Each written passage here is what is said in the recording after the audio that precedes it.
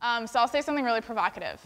If you don't have a brand, you have nothing, right? If I walk into a room and you give me $10 million to start a company, then everything I say to you is hypothetical, everything, right? Hypothetically, this market. Hypothetically, we're going to do this. Hypothetically, we're going to do that. The brand is the first flag that you plant in the ground to show people that you're serious about creating a consistent vision and mission. And it is the most important thing you can do as a leader, is define what that brand is, what you stand for, what your values are. And when you do that, people, and you'll be so surprised by the caliber of people, people will want to be part of that. If they believe in it, and if it resonates with something that they care about, they'll want to be part of that. So that's like my loosey-goosey answer to your question. My specific answer to your question is that at Levo, we have a set of values. We have a very clear mission statement. We know who we are and what we're here for and what we're trying to change in the world and how we're going to do it. And we're clear about that externally and internally. So the way that it worked for us is that we started out with our current investors and our advisors basically like doing us favors, right? They did the first office hours, and they were willing to be mentors on the site, and they were willing to tweet about us and post about us and do whatever else. But then people like them, and people in their network started to get interested in this because they saw that there was something that resonated with them in terms of a brand. Or they saw, oh, wow, that's true. No one's talking to this group of people around their careers. And so they introduced each other. So we have never asked someone to do office hours, ever. All the people that we've had on office hours have come to us through someone else who's done office hours or someone else who's interacted with the site. And it might not be someone who's at their level in their career. It might be their mentee. It might be someone who they just casually interacted with at work. And so never underestimate the power of the referrals inside of a network, because that builds everything. And your brand is your token of integrity. That's you saying, like, I know who I am. Here's who I'm here for. If you believe in that, then come on over. Right? And I'm going to treat you in this way because we're all in this together. And so you as an influencer feel more comfortable that you're spending your time wisely when you're faced with someone who you know knows who they are. So you need to know who you are as a company. Yeah. The screen behind us fit through of what it looked like on your site. It's the avatar. There it is. So how do you make your money? Oh, great question. Jugular. Let's go. Do I get a cocktail first? Or let's get married. So we make our money in two ways, B2B and B2C. So on the B2B side, we work with companies who are really interested in better retaining and engaging millennial talent. And engaging can include understanding how to sell to, because we millennials are very fickle, and we have very clear expectations around the types of brands that we'll put our dollars behind, thankfully for us. And so we work with companies on the B2B side, both in their talent and marketing departments, to help them either better engage their employees. So if you're an employee of one of the companies that we work with, what you'll do is you'll go on to levo.com, and in addition to all the resources that like anybody will see, you'll have a dedicated space for your company. So you'll see the mentors at your company, the professional development resources at your company, the events that you can sign up for at your company, and so on and so forth, like the other people your age, and you can connect with them. So that helps you feel more engaged and more part of the network that's in your company, and it increases retention. And then the other thing that we do is, because of the number of users that we have really interesting insights on millennial trends, and we can cut that in a number of ways. So if you're a marketer, then you want to better understand what the people that you're trying to sell to are thinking and feeling, and we can help make that clearer, because we're using what we're seeing on our site to have companies better serve our users. And then on the B2C side, for now, everything is free.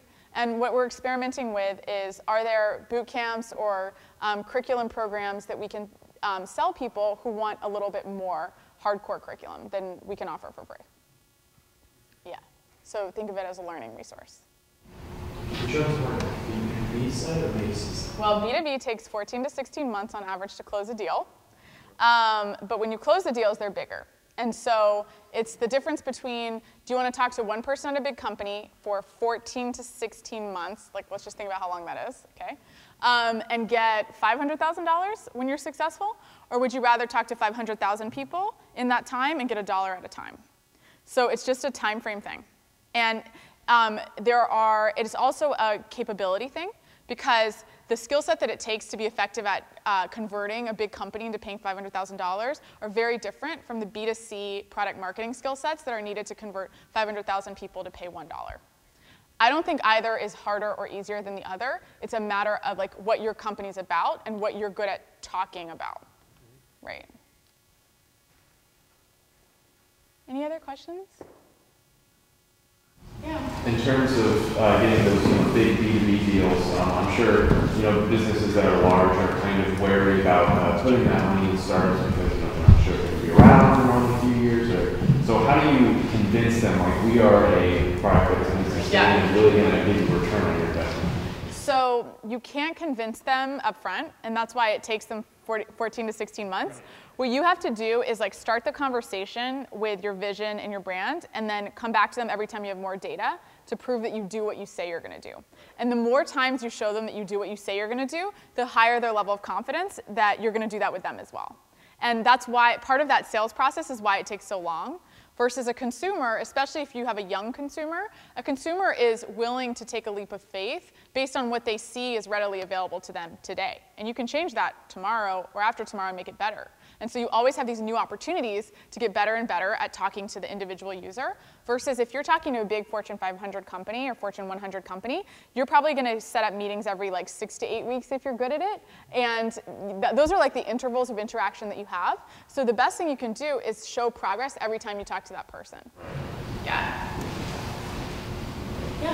Hi. Wondering about the comment you said about branding. Yeah. What do you think makes a solid, what are the components to make a solid brand?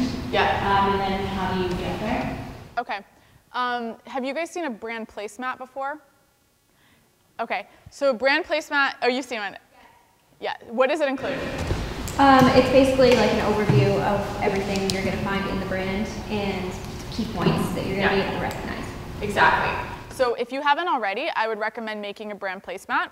The first one you make is going to be awful probably, and that's okay. The point is that you're starting by putting something out there. And the brand placemat needs to include 3 things. It needs to include what you're trying to solve. Like our mission is to enable millennials to navigate their careers and focus primarily on the millennials who need it the most to begin with. Great. Then you have this like line that says, we do this in 5 ways. And here are the 5 ways, right? We connect you with jobs, we connect you with advice, we connect you with mentors, we connect you with each other, and we connect you with inspiration so that you don't give up halfway through this journey. And then the third piece that I love, and was actually the hardest for us, is like 5 words that describe who you are. Like if your brand was a human, what are the 5 words that would describe them? Are they generous? Are they stingy? Are they passionate? Are they stoic? Right? Are they analytical? Are they dreamers? Figure out what those 5 words are, because when you start to enroll other humans on your team, everybody's going to have a slightly different interpretation of what the ethos of your company is, but this helps everyone stay on the same track so you can scale the organization in a really consistent way. We have 75 ambassadors in our different cities who are volunteers around the world. They need to all be able to create the same experience for any member who's coming into Madrid or coming into Boston. And the only way to do that is to have a unified thing that's like extrinsic to your brain that explains who you are and why you exist. What are your 5 words? So our 5 words are generous, optimistic. I'll have to think about that because I haven't seen this in a while. Generous, optimistic, relentless is another one. Vision-driven. And digitally native. Those are our 5.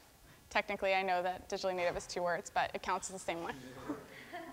One last thing, you were talking about conversions. Yeah. I just missed a few points. I think 3 points how to get greater conversion rate. Mm-hmm. And one of them was like changing the product, evolving the product to fit the consumer within there, or are there 2 more? Yeah. So I think the point I was trying to make was that you have to start bottoms up with the product market fit and talking to the people inside of your market consistently.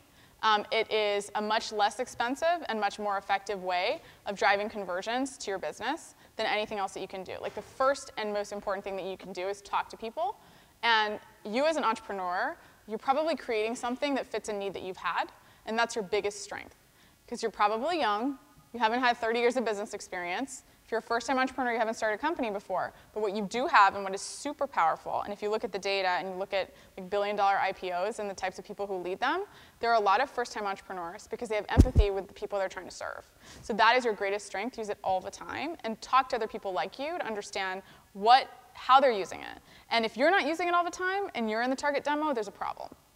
So just start there. Start bottoms up.